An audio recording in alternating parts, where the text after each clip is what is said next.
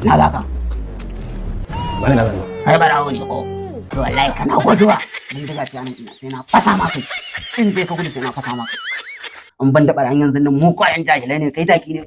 Allah ya Kai jaki ne da ka shigo ganin ka san sata za kai ba sai ka tare ni wata. Ban za jaki. Ungo da mutan ka manta. Ko ka sama kai. Haka ne fara gode. Sai ke jaki.